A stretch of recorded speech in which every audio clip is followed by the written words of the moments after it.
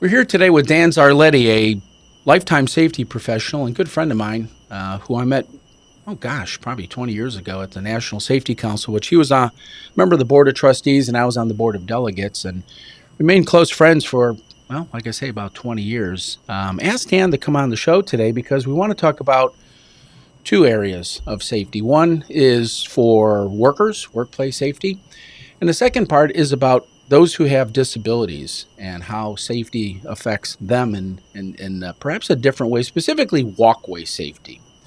So with that, I'm going to go ahead and bring Dan Zarletti in. Dan, good morning. Good to see you. Morning, Russell. Tell us a little bit about yourself. How did you get into safety? Why did you get into safety? And a little bit Okay. of background. All right. Well, sure. I was born and raised in Kenosha, Wisconsin. Kenosha is located about halfway between Chicago and Milwaukee. For those that didn't watch the fires burning us down a couple of years ago, um, I have I did my all my education through K through 12 there in Kenosha, and then moved on to Whitewater at the University of Wisconsin Whitewater, where they had a safety department. I was interested in it, but in the first 2 years of basic studies at college, you're kind of left open to making decisions for where you're going to go from there. And in my case, I was set out to follow the structure for pre-law, and then came along this thing called OSHA, where there were government involvement in safety and regulations. That seemed to resonate with me a lot better than just a job somewhere in an industry. So I kind of moved over to that side of the room and followed the path of regulatory compliance. Um, and so, having, I guess, having your passion where your heart is, it's helped me to be successful in this 4 decades that I was out there trying to save a life and keep people working and make the issue of them working as a career instead of just for a paycheck. A lot of people don't necessarily understand what a safety professional is. Very few people, I think, really understand that. Most safety people that I know are, like you said, committed, lifetime commitment to their area of expertise, kind of like a doctor or a nurse or fireman. People that Right. really care about protecting other people or saving the lives of other people. But the question that oftentimes comes up to me is, well, although there are safety people within an organization that take their job very seriously and work within the company structure to protect employees, it's not always the case that the employer takes safety very seriously. Oftentimes, they'll just kind of lip service. A lot of companies, Dan, and I'm sure you're aware of this in your experience, they kind of talk to talk, but they don't walk to walk. Has that been your experience at all? I've seen that throughout my career. What I generally see is that people will become more compliant with the more pressure they have to become so.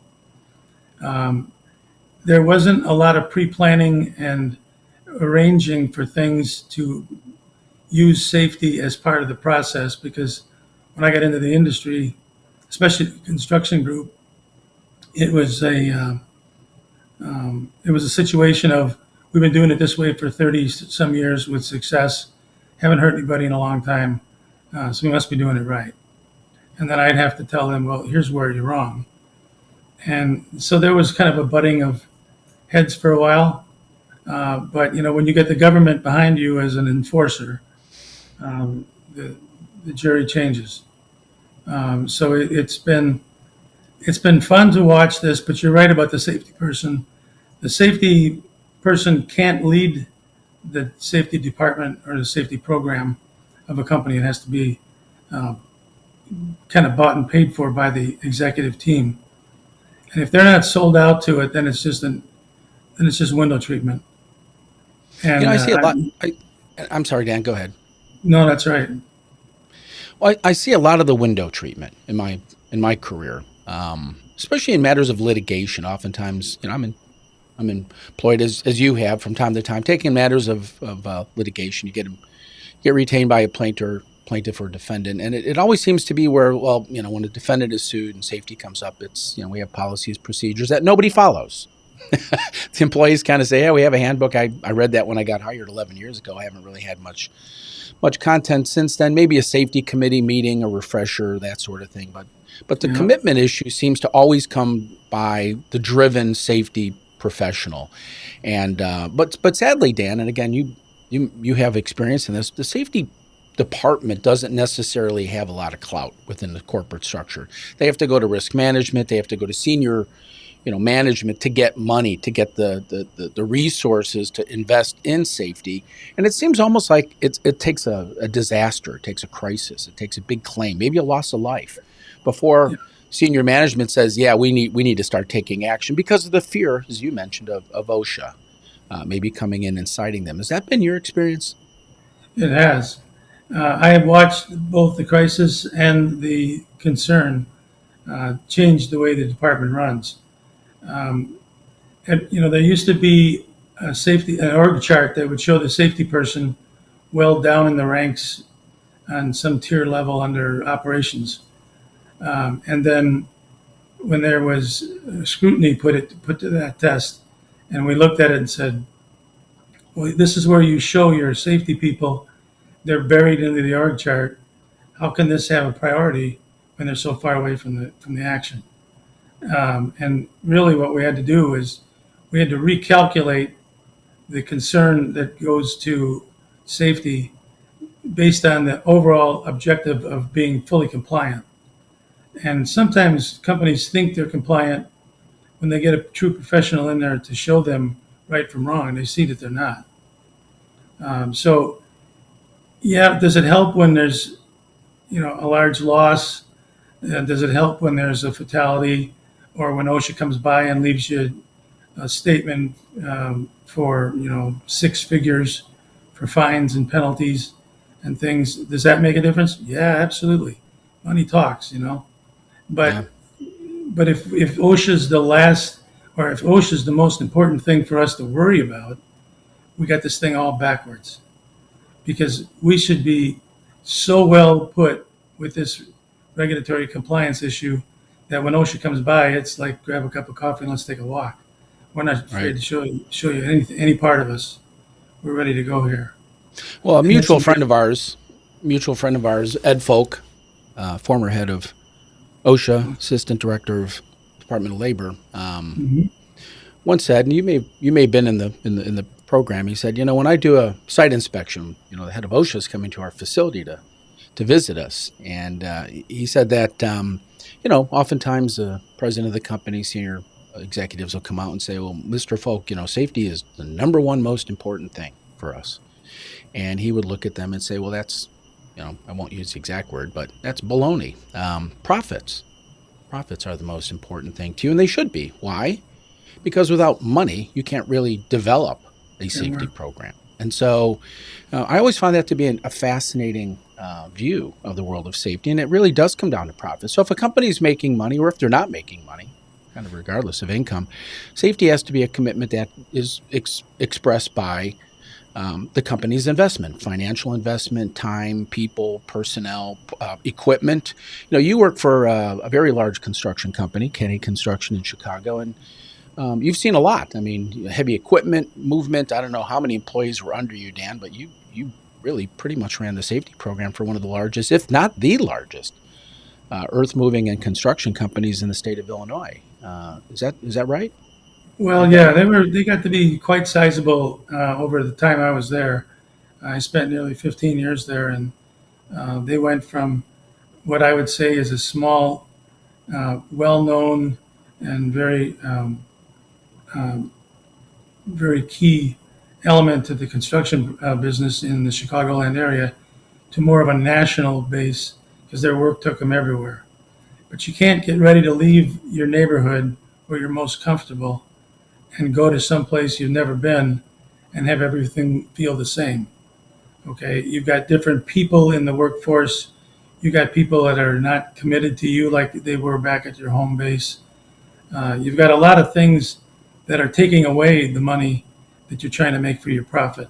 So what I had to do in that case with Kenny was basically they had to reorganize their thought process to know that that this was business for us, and we can't do our business without putting safety first, and not just talking about it, but doing it.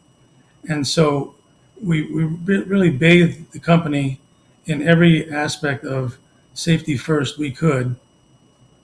And I would think through the process and see what we needed next. And with commitment from management, things go a lot easier.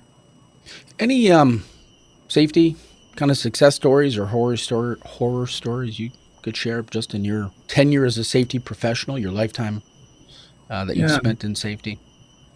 I remember a company up in Milwaukee when I was in my first field job out of college, and they made Prestone antifreeze bottles. And so that's an injection molding process. So that starts with a little teeny little resin bead, and that bead would come into a process through train cars, and and it would go into a process, turn it into a large bottle that you and I'd see on a shelf, and with antifreeze in it someday. And that was the process. I went in there and was asked to do an audit to see what it was going to take to get them back on track. I said, "Well, how far off track are they?" Well, for you, anybody that listening knows about workers' compensation and experienced mods, their mod was 2.46, which basically means they were 146 times worse than the average company doing the same thing that they're doing. Somebody doing injection molding and somebody doing it in a warehouse and all the rest. So obviously they weren't making any money. And when I walked to the place, the first thing I did is I looked at a slab floor and all these little beads that were dripping out of everything because they were so small you almost couldn't contain them. And this process then ended up all over the floor in the whole plant. And it wasn't bad. It was a concrete slab, and you can make it slippery on your own. But now we're going to throw all these beads on the floor, and it's like marbles then. And you wonder where people were slipping and falling and getting hurt. In the course of about 5 or 6 years, we literally, myself and the management team of that company, literally turned that place upside down. I determined the loss of their production by saying that in a year's time they lost 2.5 train cars full of resin beads just in the process of making the bottles. Okay, now Prestone got the bottles and they were perfect, so they had no issues. But all the people that fell and hurt themselves from an unsafe surface, from an unsafe elevation, whatever it was, those people were mounting up lost dollars by the tens of thousands. And between that and the loss of the resin beads, because once they got dirty, they couldn't be used. So then it was just a sweeping process. And every day, all it was pick up the garbage and keep the floors clean. Well, it just was an unending nightmare. We got them back into such good shape. They were actually being pursued after some number of years as a commercial account, where at 246, nobody's making any money, so nobody wants the risk. And you tell a safety professional, I got a great risk for you to insure. They'll say, what's the mod? You tell them 246, and they've left the room by that time. Well, you bring up an excellent point. So basically you saved the company a lot of money on preventing slips and falls, which is the leading cause of workplace injury. My appointment to the National Safety Council and yours as well was really in great part to prevent preventable injuries. And here we are, 2022, and same level falls as well as falls from elevation are the leading cause of workplace injury. And of course, workplace fatalities, falls from elevation, of course, are the reason for that. A lot of people think, well, safety costs money, and don't realize that safety saves money. I mean, companies, yes, have to invest money in safety, money that may go to some other part of the corporation that might be revenue generating. But like you just said, reducing the mod from 2.46, which is a crisis, down to a manageable level. That saved the company millions of dollars. And that's oftentimes not taken into account by senior executives, is the money they save. Think about, if you're going to sell a product, it takes a lot of profit dollars to offset losses, profit losses, or safety losses. And safety people are front and center on saving companies money. And I'm sure you saw a lot of that in your experience of coming in as a safety professional and saving the company money in ways that they may not even have expected that they could save money. Well, that's absolutely right, Russ. And the people needed to understand that safety is not a cost; it's an investment. Because a cost you don't gain much by other than the material good. The investment, you get a dividend usually attached to it. So what we were looking for is to invest into the safety effort of the company, which will then pay dividends over the long haul to get us more work in the field that we're best in, but we can do it now more competitively. And I know Armad when we were in construction, doing mostly construction work with some very, very hazardous stuff too. We were doing it so well that the mod was put us in the top 1% of general contractors in the country. Well, we didn't start there. We started at somewhere in the back, 10 rows maybe. And all of a sudden the investment came in. And when I'd come up with an idea, they would look at me and say, how much is this going to cost? And I'd say, we're going to invest X.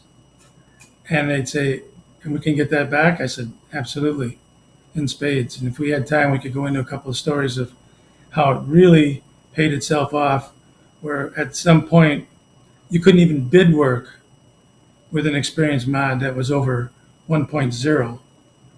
And we were bidding work because we were 30, 40 points under. So there were, who's left at the table gets to work. And if you come in and they say, what's your mod? And you tell them 115, that may have eliminated you as a contender in this job, because they may have set a 99 for a number to hit, and Right. you couldn't hit it. So, I mean, you gotta know who's firing which weapon here. Is it cultural, Dan? I mean, what's the problem? I mean, it seems like, in the United States, we have a very, big safety commitment, at least marketing wise, and others, perceive America as a very, very safe country compared to perhaps others. But what drives that? Is it culture? Is it, where does the commitment come from within a corporate structure? Is it the CEO that has to drive this? Is it, finance? Is it legal, risk management? There seems to be so many moving parts that come into the safety arena. Another good friend of mine, Dennis Fetzer, who is head of risk management for one of the largest, if not the largest, grocery store chain, would say, Russ, when I would go into staff meetings with all the other vice presidents, it would always be asked of me if I can, cut my time in half. During the board meeting, that the time committed to safety and risk management needs to be kind of reduced because marketing needs more time to talk about the sales program that they're putting together. And he always would say to me, it was always that kind of safety seen as a yeah, whatever. Okay, thank you very much. Not a lot of commitment. And that the money, resources, attention was driven by senior management who were marketing people, sales people, accountants. I mean, let's be honest, Dan, there's not a lot of Fortune 500 CEOs, companies that are, run by safety people. They're run by bean counters, accountants, marketing, sales. I mean, that seems to be the mentality. And so the question I have is, where does this safety commitment either, fail or become successful? At what level within the corporation, does it really take that level of commitment, or is it the whole company has to be committed? Well, it's usually closely related to the guy whose name is on your paycheck. Mm. When you see the name on that check, it's either the CEO or the CFO that's signing the paychecks every week. And so it goes in play with the same people who are paying your wages for you to do your job. But now it is conditional upon us to make sure that we do the job our way and we do it the right way and we do it that way the first time and every time thereafter. And we hold each other accountable if we don't. If I walked on a job and I saw somebody without wearing safety glasses, to me, that's a serious violation. I don't care what they're doing. We're on a construction job. There's dust in the air at very minimums, and we're just not going to have that. So I wouldn't tolerate it. I may walk up near the person when they make eye contact with me and just point to my eyes, and they'll know exactly what I'm saying without even speaking a word. Then they go, you'll see them grab for their pocket or wherever they last left their safety glasses. They'll put them on while I'm watching, and I walk away. No words spoken. If I come back and I see that person without glasses again, they're going home. Mm. Now, they may go home for the rest of the day, but when you come home at 2 o'clock in the afternoon and your wife wants to know what you're doing home, you say, well, I'm taking a pay cut because I wouldn't wear my safety glasses, you're in for probably another long day. Yeah. Well, the good news is they went home with 2 functioning eyes, right? That's right. Versus Well, we get going what we home. tolerate in safety. Right. We get And what that's we the tolerate. key. And that's what I found is the key, Dan. Tolerance. A lot of companies will tolerate it. They'll allow safety infractions to happen, and they look at it as a cost of doing business. Yeah, we had people get hurt, but after all, that's why we have insurance. How often have you heard that? In your career, well, yeah, people get hurt on the job, but that's why we have insurance. As if somehow that business model makes up for the fact that people are getting hurt. And I mean, just all people, workers, and if you're, say, in a retail environment or you're catering to the general public, you're exposing people to harm. And regardless if you have, insurance, it seems like that mentality, at least in my experience, Dan, is so common. This kind of nonchalant, yeah, like in the grocery store industry. I had a case several years ago where a very large grocery store chain in the South was involved in litigation, a slip and fall. It was asked that they produced the past 5 years of slip and fall claims for the company. They did, reluctantly, but they did. And, come to find out they had 68,000 reported injuries. 68,000, Dan, reported slips and falls in the previous 5 years. That's company-wide. And they thought that was okay. They didn't think that was a problem because it was down from 71,000.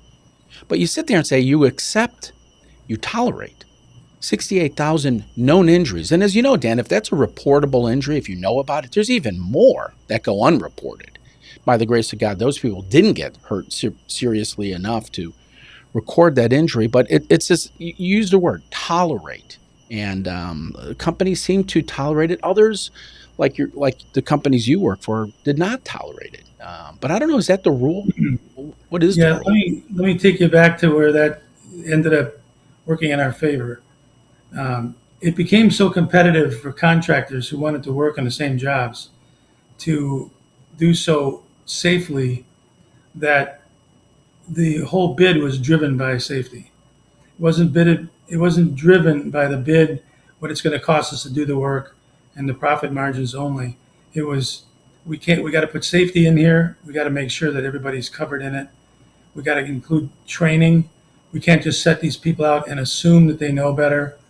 It got to be such a frenzy that the experience map was almost like something you'd want to wear on your shirt. You'd want everybody to hear that your experience mod is 0.58 instead of 1.5, because now nobody at 158 can hold a candle to the rest of them. The rest of them, they're out of business. You can't have a 58 and not win the game. I mean, it's just that much.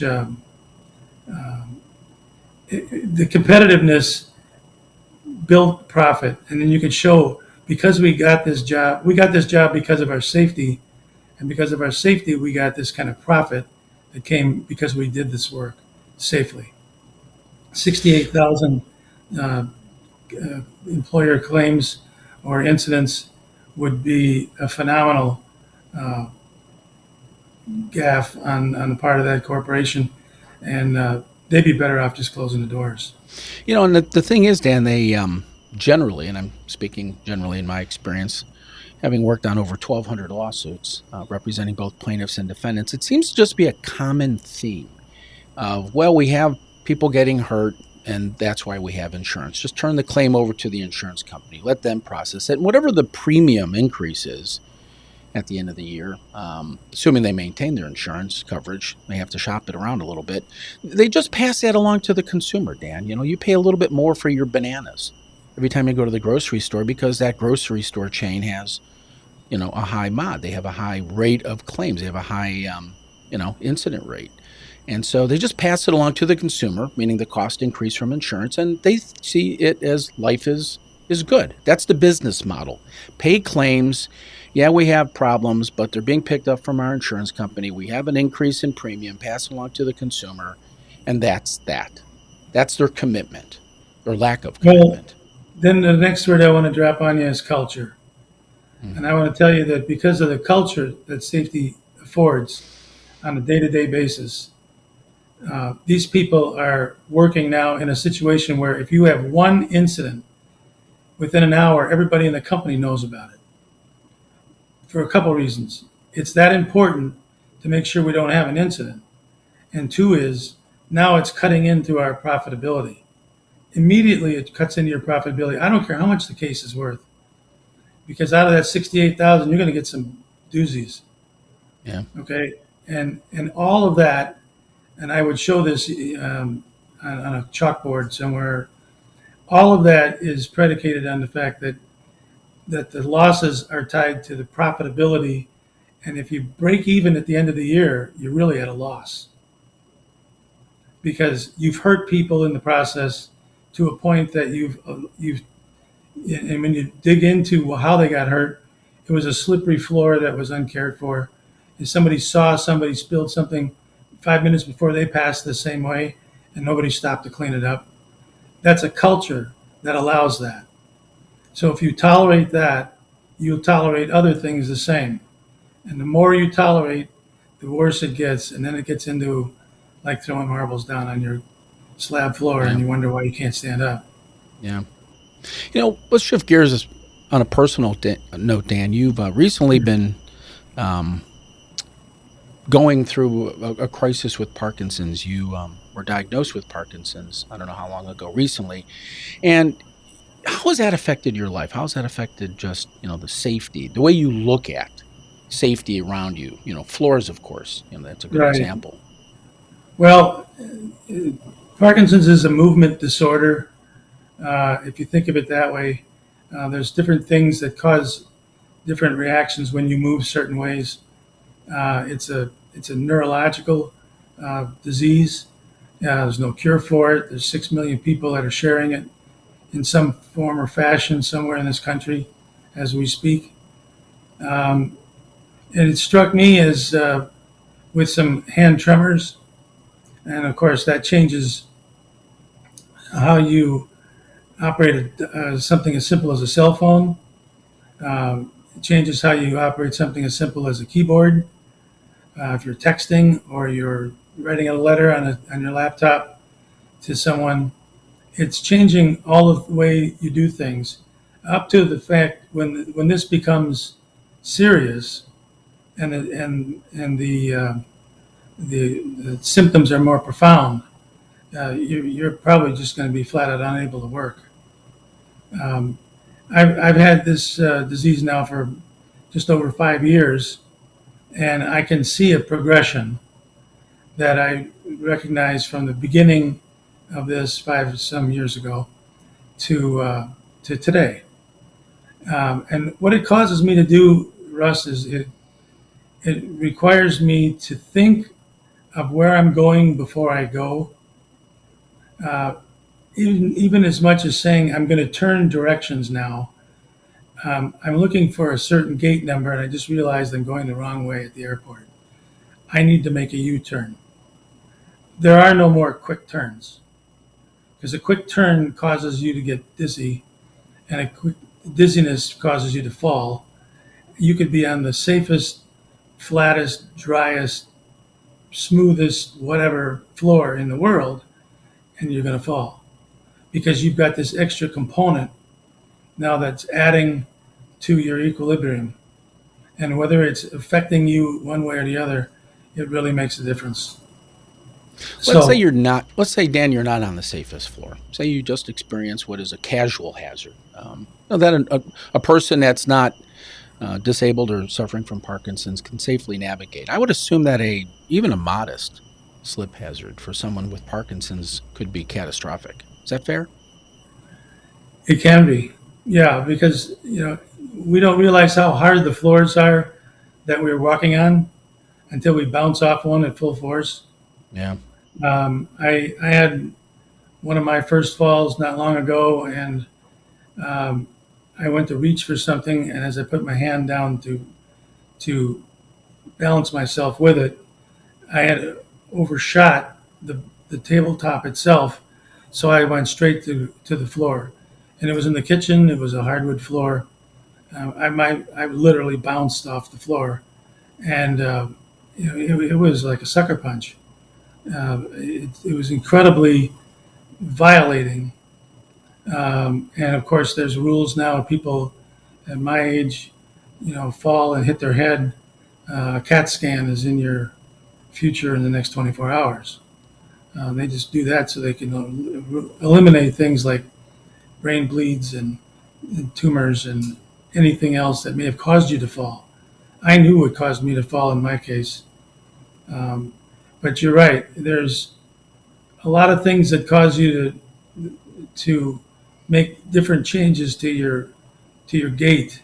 You'll see some people with Parkinson's that kind of shuffle instead of walk a normal gait. They do that because they're not sure of themselves, so they slow down but increase the frequency of the walk. And I find I'm there in the first 2 or 3 steps after sitting in a stationary position for any more than 10 minutes.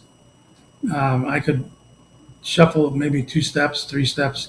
But once I get going, I'm still able to keep up with the traffic here pretty well. What advice would you give a property owner, employer, that they can do to safeguard or better safeguard their premises for individuals that have a disability, like Parkinson's? What could property owners do, or what should they focus on? Well, the obstructions are certainly going to be key. We don't want to know just so much about what's going to make that floor slippery if some liquid falls on it, which is obviously important, but we're not thinking about that. We're looking at the liquid has already fallen on it, and how is that going to affect people who are disabled any more than it would people who are not disabled? Okay, if I saw something on the floor, I'd want to pick it up right away, but my bending down, now that I have Parkinson's, could cost me a balance issue that would get me more sprawled out on the floor than of any help. I might not be looking for a napkin to wipe up some spilled coffee. I might be looking for a chair or some way to crawl up off the floor because I can't get up otherwise. Mhm. Any final thoughts as we wind up this conversation that you'd like to share with the audience as relates to safety, your background in safety, that perhaps some wise advice, and how that's really kind of dovetailed with your current condition in Parkinson's? Any parting thoughts? Well, I would say, Russ, that for about 4 decades, I spent every day of my working life trying to prevent injuries to people that worked under my care. And if I could do something on a more national or international basis, where I had those opportunities over those 40 years, I would certainly want to expand that. But it to me becomes a family of people. You see the same people doing the same job in different places, maybe, but nonetheless, you have a vested interest, like the company has in the safety program. You have in the workers, because the workers are the program. They're the ones who get the job done. It isn't the technical issues or the smarts that we add to it, although all those things are important. Um, and so for me to get up, that when I get up in the morning now, I'm thinking of the first thing I need to do is get stationary and I need to get a solid ground under me.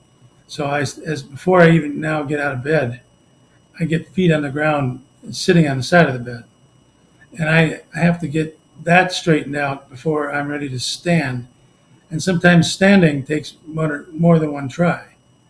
I remember I used to get up in the morning, and it was like being in the firehouse.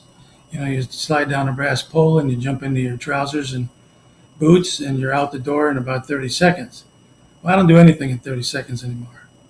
Mm. But I have to learn to live in the 3-minute window. Okay. And that window now is going to open for me at when I need it, but I have to be ready to use it in a safe manner. So now I'm looking at night when I go to sleep, I got to have nothing on the floor that could be a tripping hazard. I can't have anything that's liquid that could melt because it came out. I was using an ice bag for something, and it melted, and now I've got water on the floor that's hardwood, and it's costing me another option for risk. So all of that to say that I'm basically in my own home. I've become Mr. OSHA as a joke, kind of. But my son is, of all things, gone into the business where he's on roofs, commercial roofs, every day of the week, walking and looking for damage from weather-related issues, and I'm thinking to myself, how in the heck did I ever let this happen? I didn't know what he was doing until after he'd been doing it a while. But when I see him on a roof, I just hold my breath, because right now his employer doesn't see fall protection and safety the way I do. Mm. So we have a little meeting of the minds once in a while that make sure that he knows that's my boy, Yeah. that he's working. It's not just some guy. Yeah, rightfully so. I mean, falls from elevation are the leading cause of workplace fatalities. But it sounds like you raised him right. I mean, he grew up with the safety culture, and that experience, his growth experience, will maybe save not only his life, Dan, but others within his employer's, workforce by doing it That's the right. whole thing. We can affect a person's career in a matter of minutes. They go to work in the morning, and you don't take care of them while they're Yeah. punched on your clock, and it could be a life-ending or a life-changing matter that changes the whole outlook of their life, the rest of it, the way their family sees them, the way they become mobile or immobile after the fact, and it's all based on something you may have done or not done in a timely manner because you tolerated something that was substandard. You just Right. can't do that. Dan Zarletti, thank you for spending the time with me today. It's always been a pleasure, Russ. God bless you, and words of wisdom that need to ring true with an audience that appreciates the people like yourself that go out and keep our workplaces safe, the environment that we all have to live in safe. And so thanks for joining us. My pleasure. God bless and be safe. Yeah, safety is a culture, and it's one that's managed by professionals who have a commitment to protecting people they don't even know. I mean, think about it. When a fireman comes into your house, they don't know who you are, but they're there to lay their lives down to protect yours and to save yours. And so, people like Dan are to be commended. And next time you run across a safety professional, say thank you to them, because the lives they may be saving are yours and your families.